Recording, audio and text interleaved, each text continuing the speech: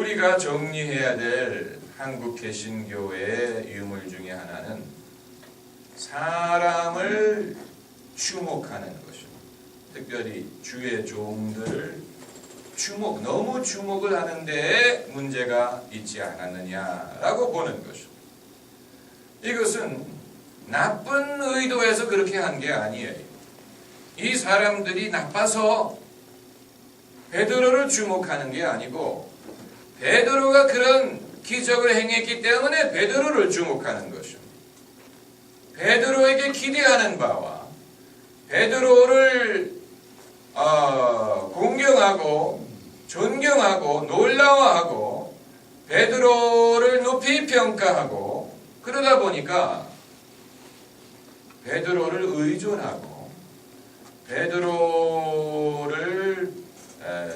일반 사람과는 다른 존재로 생각을 하게 되는 것이고, 만일 베드로가 이처럼 만류하고 올바로 가르치지 않았다면 이것이 지속되었을 것입니다. 이제 베드로는 사람들 앞에 거의 신과 같은 존재로 부각이 되었을 것입니다. 특별히 2000년 전 사람들은 오죽했겠습니까?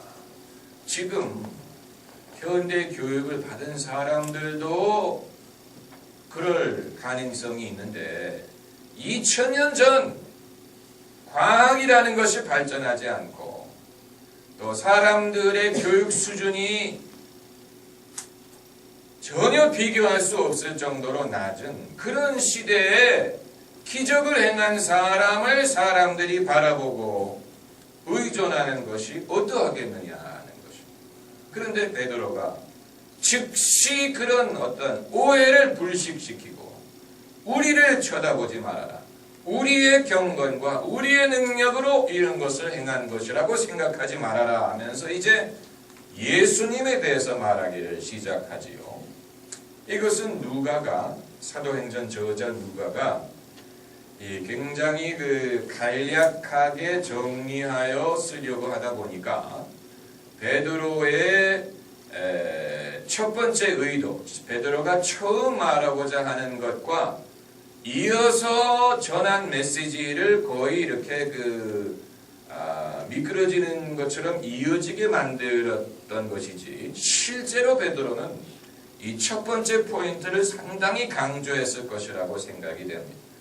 누가는 금방 이어서 베드로가 예수님에 대한 설교를 한 것으로 이렇게 편집을 했지만, 그러다 보니까 우리가 이걸 그냥 넘어가기가 쉽지만, 베드로가 지금 여기서 한 것은 자칫하면 자기가 우상화되고 또 사람들이 자기를 신처럼 여기고 사람들에게 엉뚱한 존재로 부각되는 것을 미리 방지한 아주 중요한 역할을 한 것입니다. 그러니까 이건 대한민국 교회에만 일어나는 일은 아니고 어디서든지 일어날 수 있는 일입니다. 이스라엘에서 일어난 일이니까. 그렇지만 그동안에 대한민국의 목회자들, 특별히 유명한 분들이 이 면에 있어서 어떻게 보면 성도들이 자신을 어떤 식으로 존경하고 어떤 식으로 의존하는 것을 안다면 의도적으로라도 나는 여러분과 똑같은 사람이고 나는 여러분과 똑같은 연약한 인간일 뿐이고 이 모든 것은 하나님이 은혜로 하시는 것이라는 것을 강조했을 텐데, 그렇게 하지 않고 오히려 성도들 앞에서 신비한 존재인 것처럼 자신을 드러내고 그런 신비한 존재인 것처럼 자처한 실수가 있다고 보는 것입니다. 그것을 교회를 성장시키기 위한 도구라든가 아니면 목회를 더 편하게 할 수 있는 방법으로 삼았을 수 있다는 것입니다. 그것을 통해서 자기의 카리스마를 키우고 자신의 카리스마, 이 카리스마라는 말은 원래 성경적인 언어지요. 카리스마라는 말은 헬라어로 은사라는 뜻입니다. 은사. 그래서 성령의 은사를 카리스마라고 부릅니다. 그 원어로 보면은. 그런데 이제 그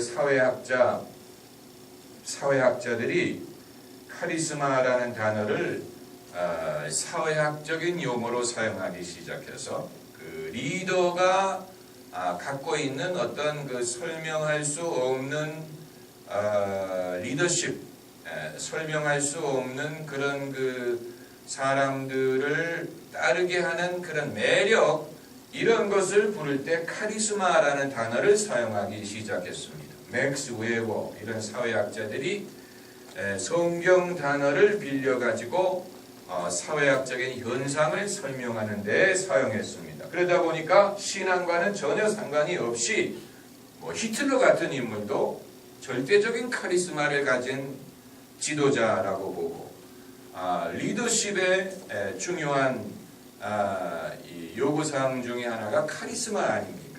카리스마가 어디서 오느냐? 그건 설명하기가 어려워요. 하지만 있는 사람과 없는 사람을 우리가 알 수 있다고 하지 않습니까? 카리스마가 있는 사람과 없는 사람. 저희 아이가 이 과외 선생님에게 그러더랍니다.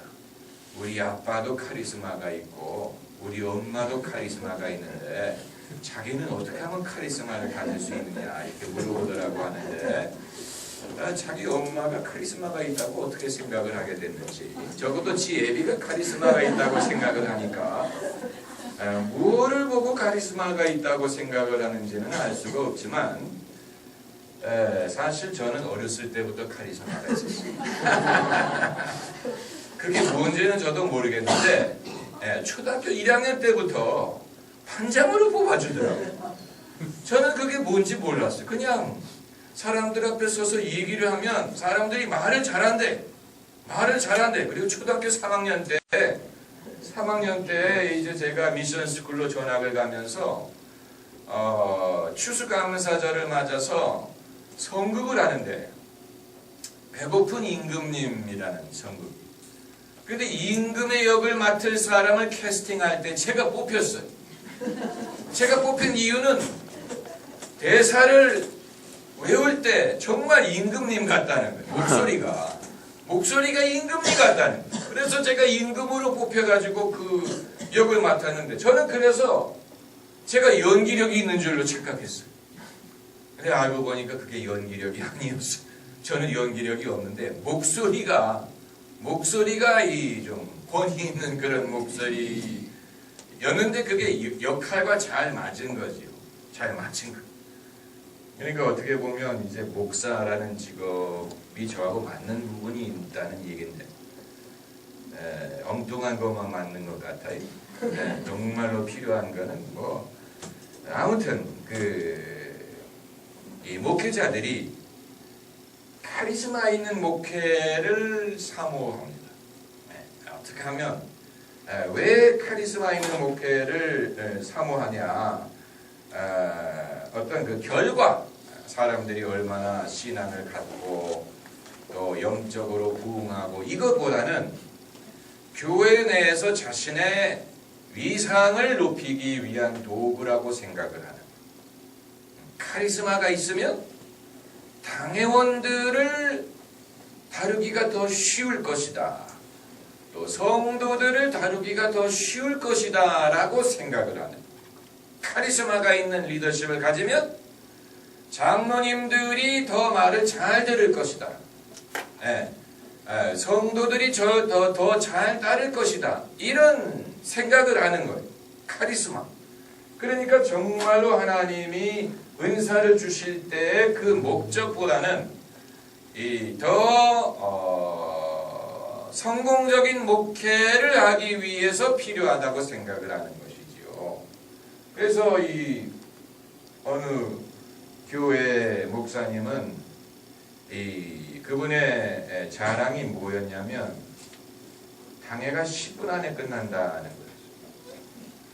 당회가 10분 안에 끝난다. 그게 그분의 자랑이었어요. 우리 교회에서는 당회 오래 안 한다. 10분이면 끝난다. 그러니까 당회하러 교회 오는 시간이 더 걸린다는 얘기예요. 네, 교회 오는 시간 10분. 그러면 여러분 생각해 보세요. 10분 안은 당회를 못하러 합니까? 차라리 그냥 서류로 하지. 그러니까 이와 같은 관행이 많은 젊은 목사들에게 어떤 인상을 심어주었냐면은 그렇게 하는 게 잘하는 목회구나.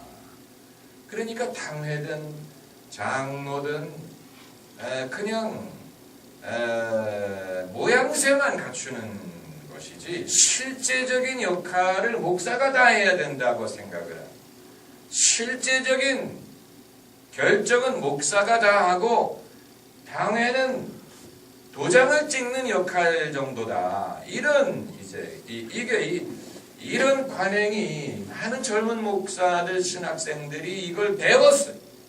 그래서 나도 앞으로 저렇게 돼야 되겠다. 당회 길게 하는 교회는 그건 문제가 있는 교회다. 이런 식으로. 그러니까 여러분, 목사가 자신의 카리스마를 키우기 위해서 양잿물도 마실 텐데 만약에 오늘 본문 같은 이런 사건이 생겼다면 얼마나 이것을 이용하겠습니까? 무슨 말인지 아시겠습니까? 얼마나 이용하겠습니까? 과연 주의 종의 말을 들으면 문제가 다 해결된다. 주의 종의 말을 들어라. 이런 식으로. 근데 베드로는 그렇게 하지 않았다. 베드로는 자신의 입지, 자신의 어떤 그 위치, 교회 내에서 자신의 역할, 이런 거를 이런 식으로 자신을 높이려고 하지 않았어요. 그럴 필요를 느끼지 않았어요. 왜냐하면 본인 마음속에 이미 자기는 예수님이 세우신 사도라는 확신이 있기 때문에 불필요하게 인위적인 방법으로 자신의 입지를 높일 필요를 느끼지 않은 거예요. 이미 나는 내가 누구냐 하는 데에 대한 확신이 있는 거예요. 나는 예수님의 종이고 예수님이 나를 사도로 임명하셨고 또 그것은 이방인처럼 대접을 받으려고 하는 자리가 아니고 오히려 남을 섬기는 자리고 예수님도 그 본을 보이셨기 때문에 자기 자신이 누구며 자기가 어떻게 해야 되는지에 대한 의심이 전혀 없었어요. 그렇기 때문에 어떤 인위적인 방법으로 자기 자신의 존재를 확인할 필요를 느끼지 않았어요.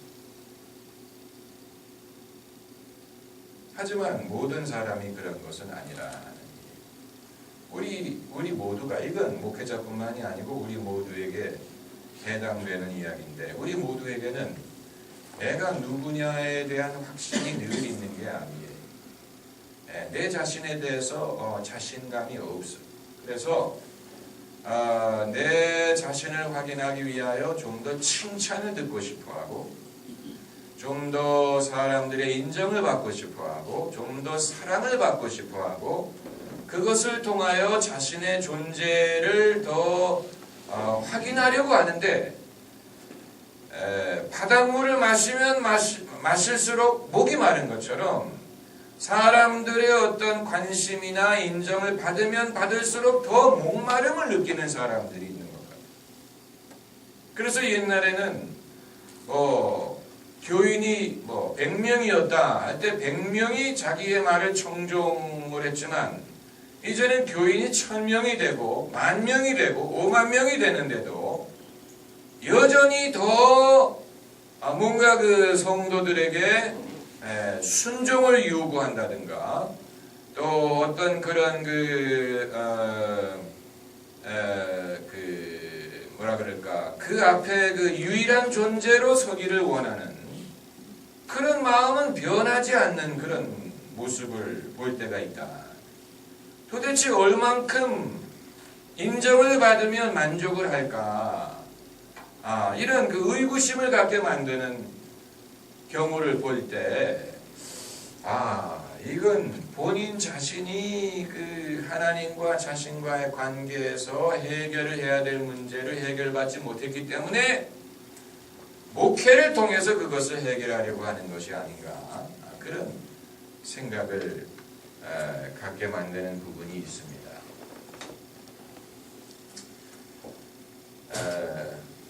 그런데 제가 누차 말씀드리는 것처럼 탱고 춤을 추려면 파트너가 있어야 된다고, 이게 한 사람 한쪽에서만 일어나는 일이 아니고 교인들 입장에서도 누군가를 주목할 대상이 있기를 바라는 면이 있습니다.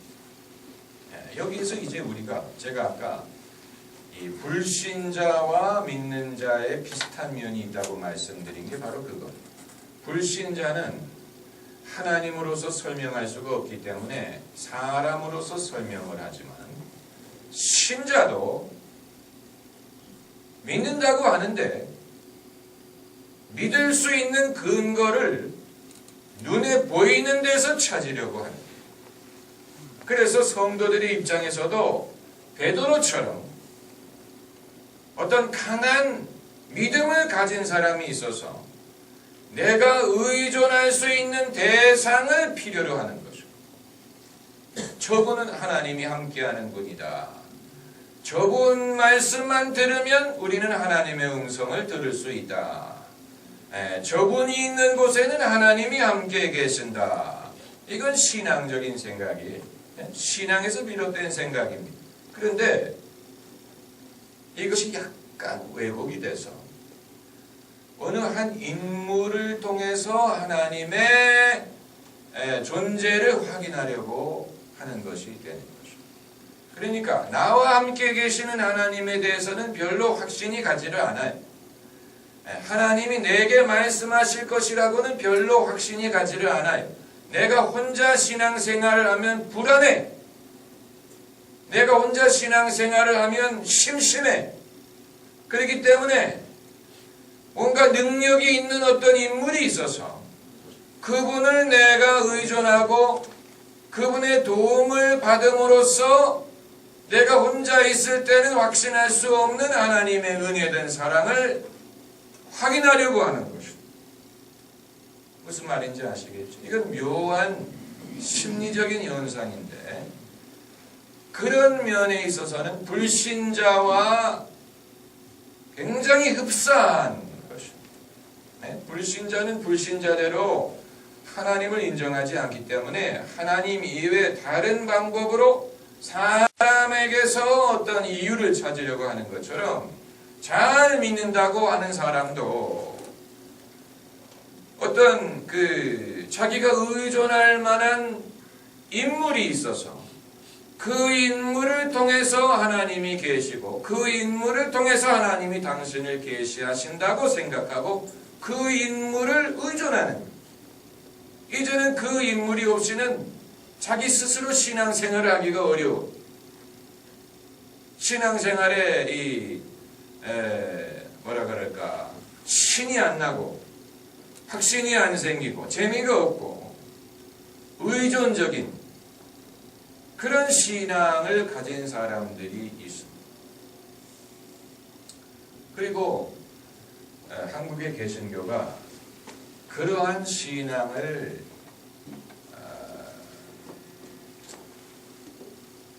조장한 면, 방조한 면이 있습니다.